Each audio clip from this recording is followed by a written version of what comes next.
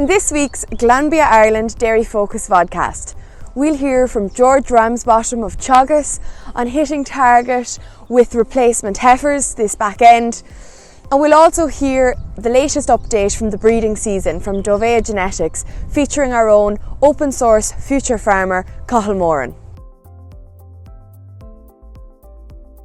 Firstly, we'll hear from George Ramsbottom of Teagasc on the importance of hitting target with replacement heifers this winter. So let's take a maintenance of index of €0 for the weaning heifers. That would deliver, we'd expect a mature live weight, 150 days in milk for third lactation animals of 640 kgs. Their pre-calving weight as first calvers is 90% of that, so that's about 577 kgs. And their target weight at breeding for the first time as maiden heifers is 60% of that mature live weight, which is about 384 kgs.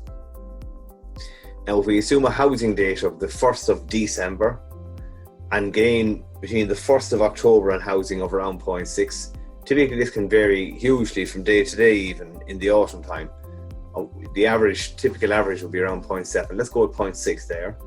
We'll assume a breeding date next year of the 1st of May. Over winter gain of around half a kilo. The typical gain is around 0.5, 0.6, but it can vary from 0.3 to 0.8 kilos a day.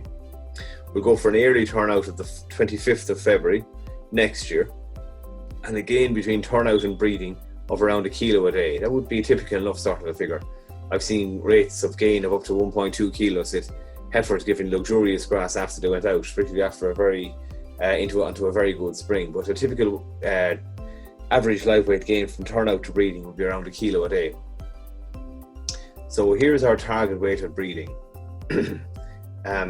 With 61 days passing in our example from the 1st of October until housing on the 1st of December, and a gain of 0.6 kilos predicted, we'd expect that the heifers will gain 37 kilos between the 1st of October and housing time. Now, between housing and turnout, another 86 days are going to pass, and we've assumed half a kilo of gain will occur per day over the winter, or 43 kilos in total. And from then until breeding time, the 25th of February until the 1st of May, another 65 days would have passed when we're predicting a growth rate of a kilo a day. So we've three figures then to add together: the 37 kilos between the 1st of October and housing, the overwinter gain of 43 kilos, and the 65 kilos of gain that we're hoping that they'll put on between turnout and breeding time. And what that means then is that if we take this figure here of 384 kilos, our target weight for the 1st of October for such weaning heifers is 240 kgs. Now we'll get an update on how the breeding season went from Dovea Genetics, which features our own Glanbia Ireland and Teagasc open source future farmer Cathal Moran. Hi, John Delay here from Dovea Genetics. We're here on the farm of Cathal Moran in County Kilkenny.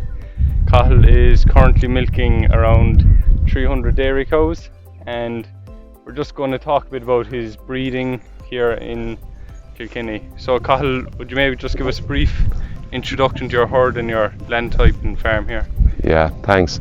Yeah, sure, it's a very typical cow type, I suppose, here. Came off a very British Frisian base. At this stage you'd be kind of breeding off EBI, predominantly like looking for just a high fertile with good milk and good functionality, like that's no more no less. The land here is dry. The farm is quite spread out on the milking platform, so you have long walks at different times of the year.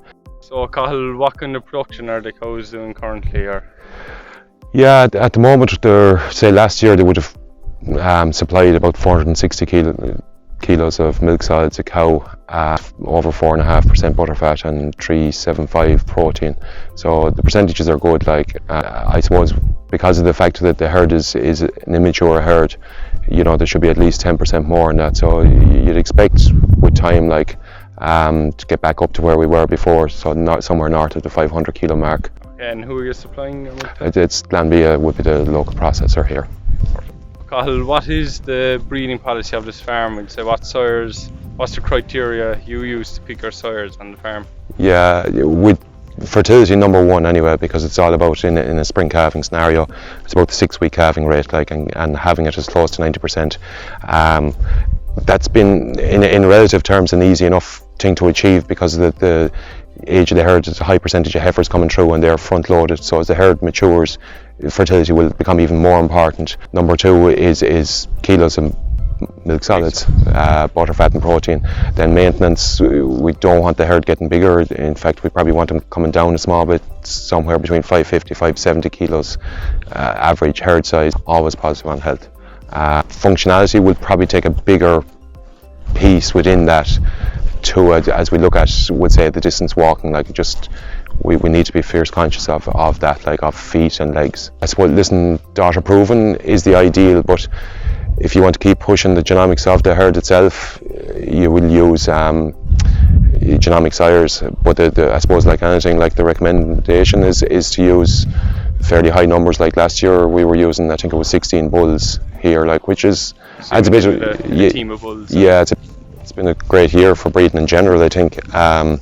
Here there's one heifer empty out in 99, so that's 1 point whatever percent. The cows, there's 7.5% empty, that's in 12 weeks breeding, which is good. Like, you know, there's room for improvement, but it's still good. But it seems whatever was in the air this year, everyone you talk to seems to have had a good year, which is great. Like, you're using beef AI along with the dairy AI. What do you look for in a beef bull? Oh, calving ease. A decent animal, but calving ease, but also just to match it with the cow. Like, would use a mixture of Belgian Blue, Hereford and Angus, you know, but you still look at the cow the whole time in terms of what you put into it. Like this year, in the spring gone, in the calving season gone, it was probably the easiest year ever. I think there was 5 assisted calvings out of a good few. So, like, it was just easy for whatever reason. Like in a busy time, it just makes a huge difference. So what market have you for your calves, your beef calves? Well, sure, it's primarily a local market. You know, so there's a good few different people are back most years. So repeat customers coming the whole time. Like, the eye straws come from Dovea, and that's primarily down to the fact that they have a good selection of semen available, but also they've good service, and the local sales guy is Neil the Hart, and you know, he does a good job, in fairness to him, and that's worth something to me anyway. For more information on any of the topics covered in this week's Glanbia Ireland Dairy Focus Vodcast, contact your local Glanbia Ireland representative, call into your local branch, or log on to glanbiaconnect.com.